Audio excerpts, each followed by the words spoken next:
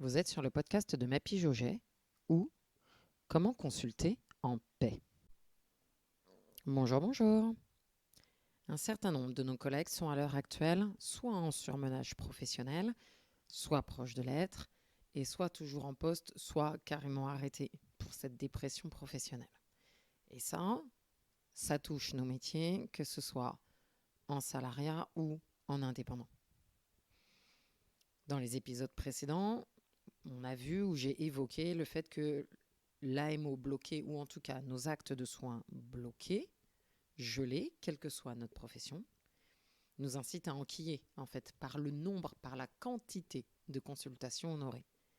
Je le revoyais hier en croisant une collègue infirmière au domicile d'un de mes patients, infirmier, orthophoniste, kiné, même combat. Mais ces actes gelés ne sont pas la seule et unique faute de notre mal-être ou de notre malaise. La théorie que je vais développer aujourd'hui, c'est notamment que nous avons du mal à dire non, en tout cas nous les orthophonistes. Première raison, c'est qu'on ne l'a pas appris. On a tous été éduqués, enfants, à dire bonjour à la dame, ou bien oui, c'est bien de dire oui, tu arrêtes de dire non. Et ce point, je le fais bien, hein. Et ce point, il est encore plus marqué au féminin. Et je vous invite très chaleureusement à lire ce livre de Titiou Lecoq sur le couple et l'argent, où elle pointe dans les premiers chapitres le fait que les petites filles ont un montant d'argent de poche inférieur aux petits garçons. Et ceci est fait de manière complètement implicite ou inconsciente de la part des parents.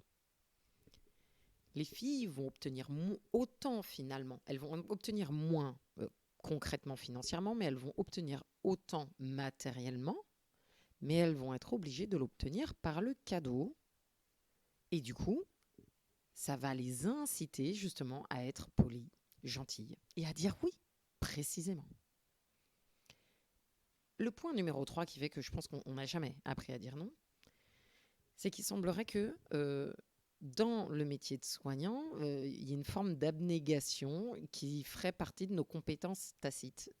Et alors j'insiste sur le conditionnel que j'emploie, c'est que ça ferait partie, vous vous doutez que du coup je n'adhère pas du tout à ce postulat de base, mais c'est quand même la représentation qu'on en a au moment où à 20 ans on commence nos études.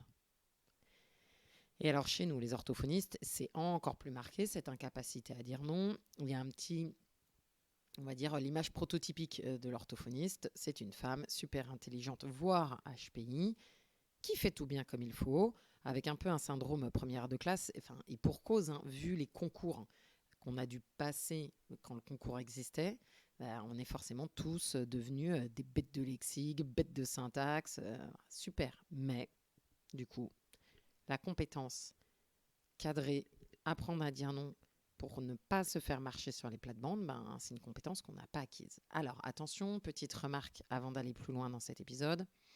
Vous vous doutez que ma capacité à vous apprendre à dire non, elle n'est pas pour dire non à tout bout de champ. Elle a vraiment pour vocation à maintenir vos besoins, maintenir votre intériorité, vos compétences personnelles, vos plates-bandes en fait. Arriver à maintenir l'espace dans lequel si quelqu'un intervient ou interfère, ça devient agressant pour vous. Je vais vous prendre un exemple. Si on parle des réseaux sociaux, on a tous déjà lu un collègue ou une collègue en train de dire « Oui, j'ai reçu en bilan, donc je voyais un enfant pour, trouble attentionnel. » Et puis en anamnèse, la maman me précise tout de suite que ils savent d'où ça vient. Hein. La maman a le même trouble attentionnel. Du coup, le corollaire, c'est que la maman oublie un certain nombre de rendez-vous. Donc, la collègue sur le réseau dit « oui, je comprends bien. » Mais aujourd'hui, après quelques séances, la collègue, elle se plaint sur les réseaux en disant « Oui, la maman confirme, je vous confirme, elle oublie bien les rendez-vous. Et moi, ça me crée un manque à gagner parce qu'elle oublie beaucoup de rendez-vous. Et comment je fais ?» Qu'est-ce qui est en jeu dans cet exemple-là ? Aujourd'hui, je vais vous parler du concept d'escalade d'engagement. Pour ce concept-là, je m'inspire hautement d'une de mes bibles qui s'intitule « Le petit traité de manipulation à l'usage des honnêtes gens », dont les auteurs sont Joule et Beauvois. Quel est l'intérêt de ce livre-là ? c'est qu'en fait, il vous présente un concept de psychologie sociale. Et moi, je trouve ce thème passionnant parce que la psychologie sociale, c'est une branche de la psychologie qui met en lien votre comportement individuel avec le groupe. C'est-à-dire en quoi le contexte humain va-t-il impacter ma réaction individuelle. Par exemple, la psychologie sociale, c'est elle qui va étudier ou publier les résultats d'une célèbre expérience sur la soumission à l'autorité. C'est une expérience où des participants prétendus doivent administrer de la douleur à des êtres humains sous peine de faire rater l'expérience en cours. Donc ce sont des gens comme vous et moi qui se retrouvent à administrer de la douleur à leurs congénères. Bon, finalement, l'étude est fausse, la douleur est fausse, mais ce qui est passionnant, c'est de voir le lien entre un individu comme vous et moi, honnête, humain, qui finalement arrive à avoir un comportement opposé à ses valeurs par des biais, par des mécanismes psychologiques au sein d'un groupe, parce qu'on lui a tenu tel ou tel propos. Et je vous l'avoue, moi, ça m'est déjà arrivé, en participant, dans les années 2000, à un enregistrement d'émissions télé. Et en fait, quand vous participez à ces enregistrements, vous venez de loin, les studios d'enregistrement sont à Babel-Oued, donc vous avez déjà un certain temps de transport. Il y a un moment où la fin finit par vous tirailler. Il y a l'animateur qui est devant vous, vous avez les spots, il fait trop chaud. Il y a l'appât du gain aussi quand vous êtes face à un jeu télévisé. Il y a le chauffeur de salle qui est là pour bien vous exciter. Et moi, je vous le dis, cash. Et j'ai eu clairement un comportement quasiment hystérique en fait. J'étais dans l'encouragement et j'ai fait ce qu'on attendait de moi, clairement. Mais du coup, mes encouragements étaient, oui, presque hystériques. J'ai pas d'autres mots. Et en fait, ce qui m'a marqué, c'est le sentiment à la sortie, déjà de vide, et d'avoir l'impression d'avoir quitté un état de transe. C'est-à-dire que j'ai relu ma journée en me disant, mais c'est bien moi qui ai eu cette attitude-là, à ce moment-là. Et si je prenais du recul, j'avais pas l'impression que c'était le vrai moi. En fait, je me reconnaissais pas. Et ça, c'est très marquant quand ça vous arrive. Bon, ça, c'est pour fermer la parenthèse de ce qu'est la psychologie sociale, que moi, je trouve absolument passionnante, parce que justement, elle vous explicite tous ces mécanismes-là. Revenons à l'escalade d'engagement dont je vous parlais tout à l'heure. En fait, l'escalade d'engagement, c'est un exemple de ce que les auteurs appellent la soumission librement consentie. C'est-à-dire qu'ils donnent la définition de l'engagement comme un lien en fait entre vous, l'individu, vous, l'orthophoniste, vous, la personne, et vos actes. L'exemple qu'ils donnent dans le livre est le suivant. Vous attendez le bus un soir, il commence à faire nuit, mais vous avez encore un peu de temps et vous vous dites que comme il fait beau, vous allez attendre le bus pour rentrer chez vous. Le bus se fait attendre 5, 7, 10 minutes. Et puis petit à petit, le temps ayant passé, la nuit commence à tomber. Et puis il y a la foule qui s'attroupe autour de l'arrêt de bus. Et puis le temps évolue, il commence à se mettre à pleuvoir. Mais vous regardez votre montre en disant, ça fait déjà un quart d'heure que j'attends, le bus va bien finir par arriver. Et puis admettons, j'en rajoute un petit peu par rapport au livre, mais admettons qu'il y a à ce moment-là quelqu'un qui vienne semer la zizanie au sein du groupe qui patiente autour de l'arrêt de bus.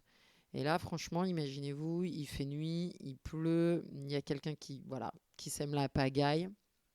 Là-dessus, une autre personne arrive pour prendre le bus, voit toutes ces informations-là et se dit, voilà, c'est bon, moi soit je vais prendre le métro, soit je rentre à pied. Et vous continuez à attendre le bus. Mais pourquoi ? Parce que ça fait maintenant 20, 25 minutes. On a déjà tous fait ça, d'attendre un bus 25 minutes. Il faut comprendre que ce qui vous impacte et ce qui vous implique, c'est le fait que vous ayez pris cette décision vous-même.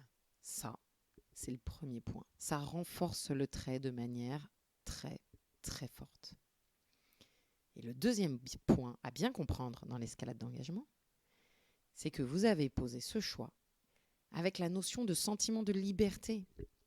Au moment où vous avez pris la décision, personne ne vous a forcé à prendre le bus. C'est vous qui vous êtes dit, fin de journée, je suis un peu fatigué, j'ai pas envie de prendre le métro. Soit. Et en fait, votre conduite, elle va être stable et résistante dans le temps. Ce qui est important à comprendre, c'est que dans l'exemple que je vous donne, le contexte a complètement changé en fait. On n'est plus du tout dans le contexte où il fait doux, il fait beau, il fait encore jour, vous êtes tout seul à l'arrêt de bus. Non, 25 minutes après, il pleut, il fait nuit, il y a quelqu'un qui est à moitié en train de vous agresser en vous hurlant dessus avec un attroupement de 20 personnes. Vous anticipez déjà que le bus va être blindé. En fait, tout a changé. C'est plus du tout la même condition d'attente du bus. Mais pourquoi est-ce que vous maintenez ce même comportement? Outre le fait que vous ayez posé cette décision par vous-même,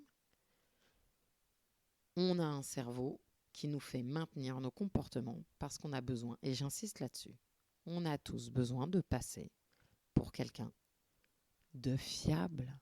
On a envie que les gens puissent se dire qu'ils ont confiance en nous, ouais, qu'on est fiable. Le corollaire, c'est qu'il y a un effet de gel, c'est-à-dire qu'on va tous adhérer à la décision qu'on a prise à un moment donné. Le fait d'avoir décidé par nous-mêmes, ça nous rend liés à notre décision. En fait, c'est comme si on était prisonnier d'elle. Et ce qui est important de comprendre dans ce mécanisme-là, c'est que c'est intrinsèque à l'activité de décision, c'est-à-dire intrinsèque à l'engagement. Toute prise de décision vous engage dans l'acte. On revient à l'engagement dont je vous parlais tout à l'heure. C'est le lien entre vous, l'individu, et vos actes. En fait, on n'est pas liés. Je fais un petit aparté en vous disant que c'est différent d'être associé à un acte ou d'être associé à une cause. Quand vous vous engagez dans une cause, vous faites un serment. C'est différent. Si vous vous engagez dans un acte, c'est votre prise de décision qui vous y amène. Le dernier point que je voulais lister et qui vous permet de comprendre ce mécanisme-là, c'est que la prise de décision, c'est loin d'être une activité de dirigeant ou de cadre supérieur ou de directeur. Non, non, c'est pour tout le monde, au quotidien. Est-ce que j'achète ma baguette maintenant ou ce soir? Est-ce que je décale le rendez-vous de tel ou tel patient? Est-ce que je l'annule parce que je suis vraiment fatiguée ou est-ce que je le maintiens parce que j'ai besoin d'argent?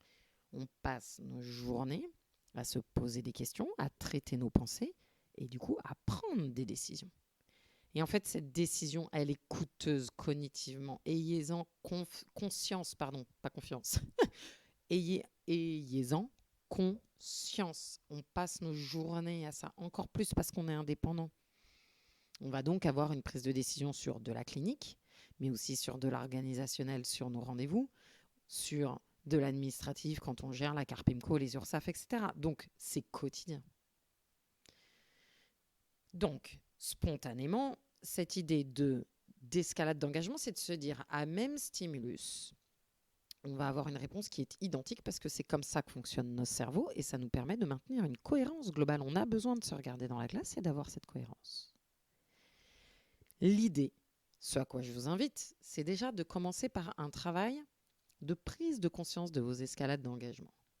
Si c'est un concept que vous connaissiez, vous allez pouvoir mettre le point sur des escalades d'engagement dont vous n'aviez pas encore forcément conscience. Si le concept que je vous présente aujourd'hui vous était parfaitement inconnu, il peut ouvrir une lumière dans vos mécanismes de fonctionnement. Pareil, déjà en définissant « Ah tiens, avec tel patient ou sur tel acte, je suis dans un mécanisme d'escalade d'engagement ».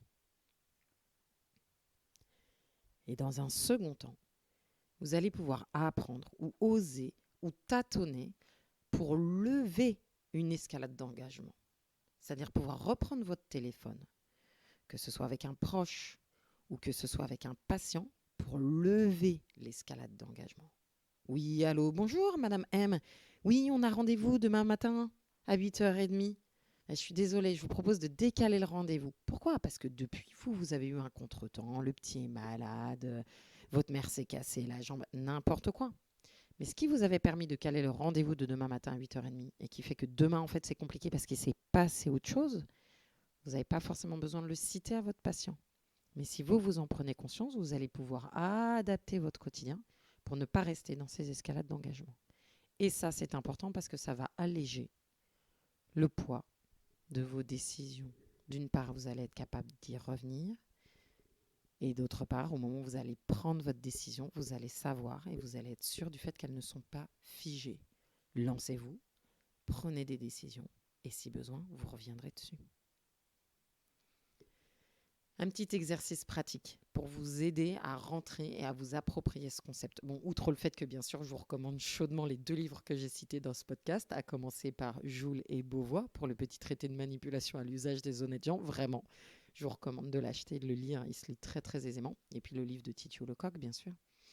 Mais l'exercice que je vous propose, c'est par exemple de sortir, d'imprimer la liste de vos patients actuels et de vous poser tout simplement la question, y a-t-il une relation dans laquelle actuellement il existe une escalade d'engagement?